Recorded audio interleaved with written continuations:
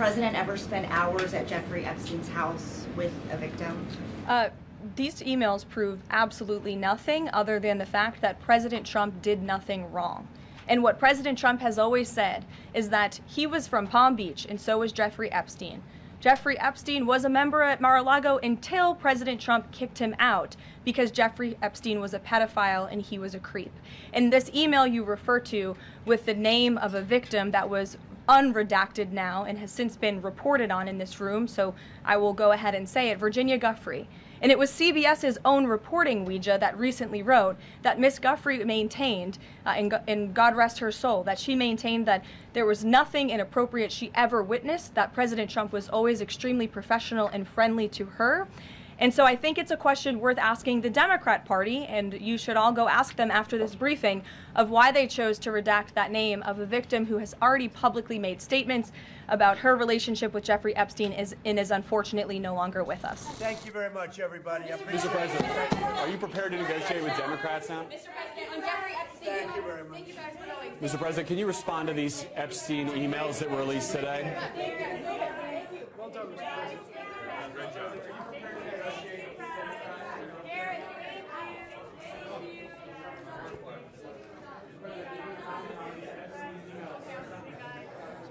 Good try.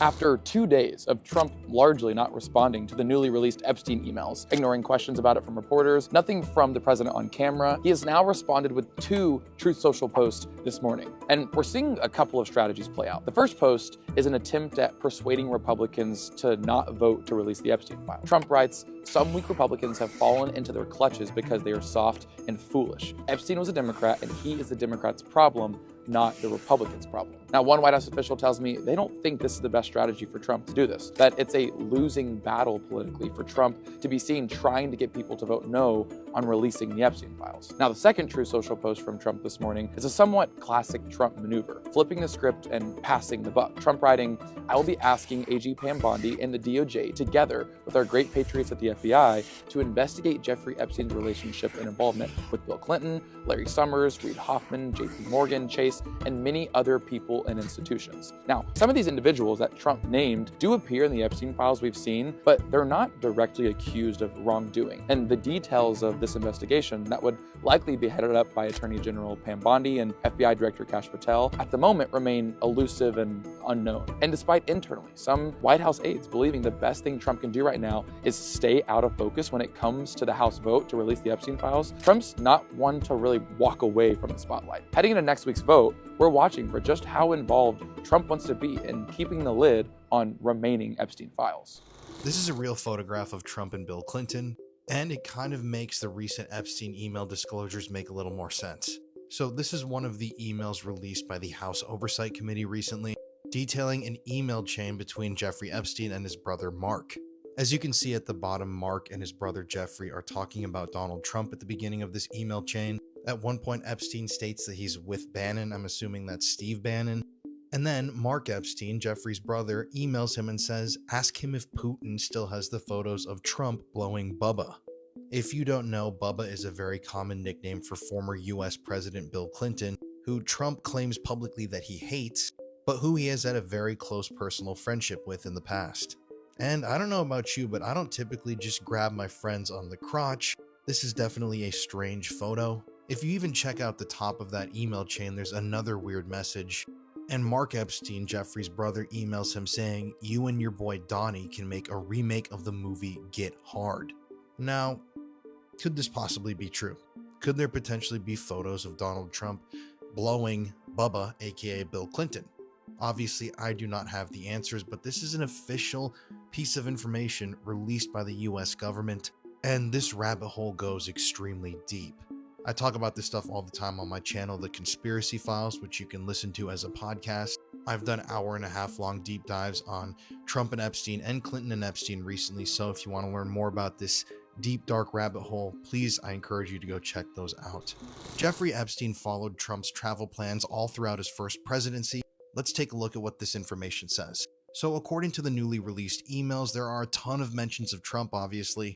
But on November 25th, 2016, just a few weeks after Trump was elected president the first time, Epstein's pilot Larry Visosky wrote, Trump is still scheduled to depart Sunday, blah, blah, blah. They're talking about Trump's travel plans, and Epstein replies back, we'll let you know tomorrow morning. Then on December 2nd, 2017, Epstein received another email that said, Trump in our neighborhood today, looks like he's going to 740 Park for a fundraiser. And disturbingly, one visitor waiting outside Epstein's home made a joke about Trump while waiting to get inside.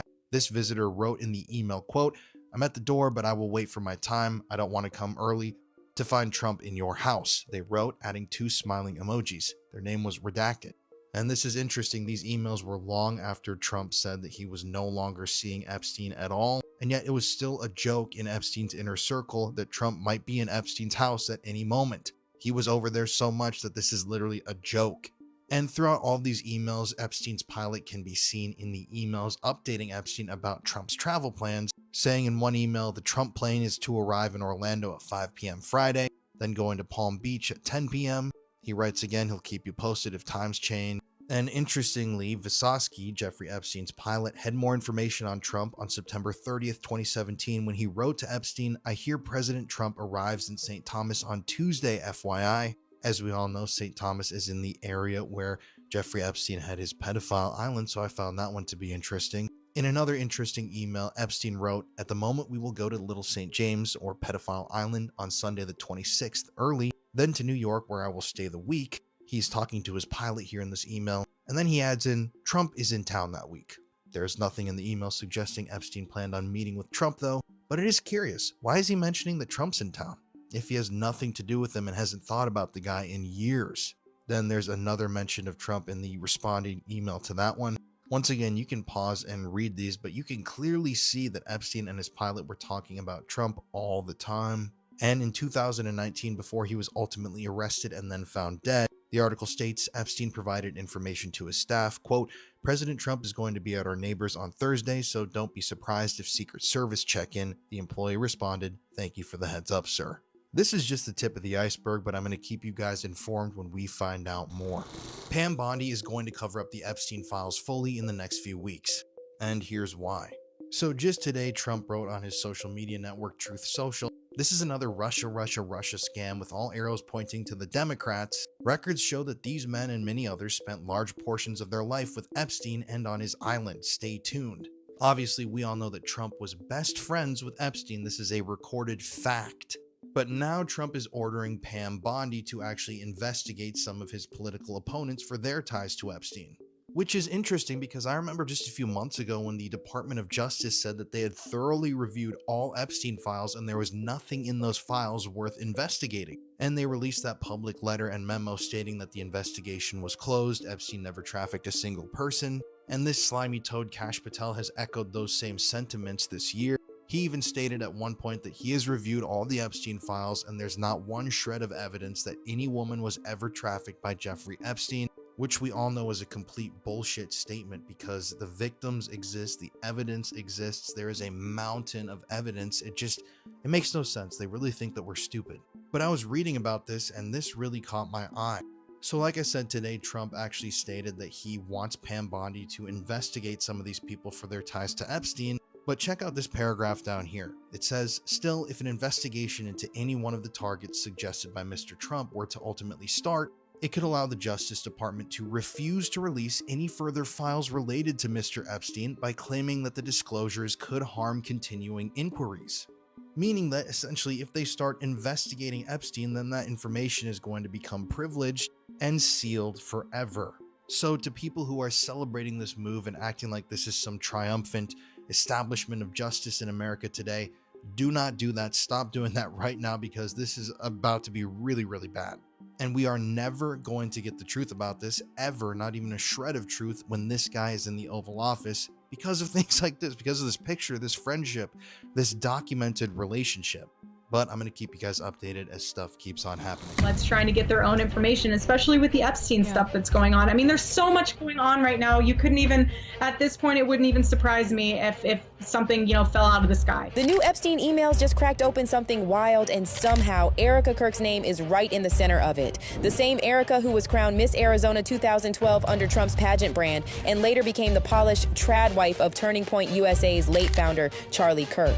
But what if I told y'all this wasn't just a coincidence? Because these new documents from the House Oversight Committee straight up show Jeffrey Epstein name-dropping Trump, talking about the girls, and bragging about his access to beauty pageant recruits, one of them being Erica France v. Kirk. And y'all, when those redacted names started circulating online, people connected the dots. The timelines line up exactly with Trump's Miss USA pageant, the same one Erica competed in. A fan on X even wrote, "The craziest thing about Erica Kirk is that she was groomed through Trump's pageantry network before making the connections at TPUSA that got her in touch with Charlie." Even weirder, Erica's old nonprofit Romanian Angels wasn't just a charity. Locals in Constanza accused it of trafficking children under the guise of missionary work. That's the same trafficking model tied to international rings in Guatemala and the UK that Epstein's associates were rumored to use.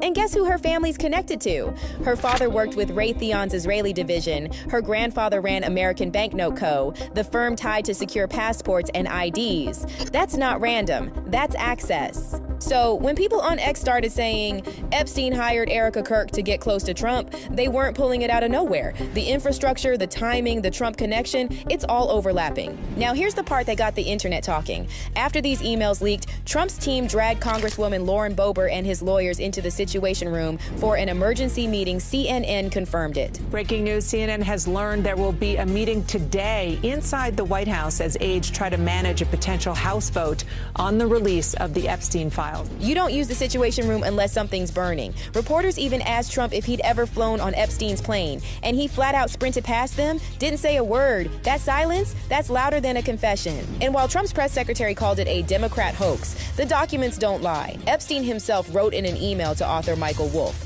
"Trump said he asked me to resign, never a member ever." Of course, he knew about the girls as he asked Ghislaine to stop. Meanwhile, Erica Kirk has stayed silent, but her husband's political network still active. TPUSA UK launched under Prince Michael of Kent, a known Freemason with George Farmer, Candace Owens' husband, sitting as chair. And here's where it gets darker. George Farmer had ties to Andrew Tate long before Tate's arrest for trafficking in Romania, the same country where Erica ran her orphan missions. Tell me that's just a coincidence. And the internet caught it quick. Another post said, Erica Kirk, a documented child sex trafficker and now murder co-conspirator speaking in the Oval Office would normally be a bridge too far. But not with this criminal administration led by a pedo felon. It's right on brand. Even Candace Owens has hinted at walking away from MAGA, revealing she left the moment Trump and Pam Bondi called the Epstein files a Democrat hoax. I was done with MAGA at the moment he looked us in the face and he said, "What files?" Right? What are we still talking about Jeffrey Epstein? Pam Bondi said it was a Democrat hoax. Because let's be real, Epstein was never just one man. He was a franchise. And every time we think the file's closed, someone new steps out of the shadows. If you want to join me on my journey to expose these creeps video by video, check out my channel, The Conspiracy Files. I did a really long deep dive about the Trump and Epstein best friendship in the past, which I highly recommend you check out. But you can also listen to the show on all streaming platforms like Spotify or Apple Podcasts in an uncensored podcast format.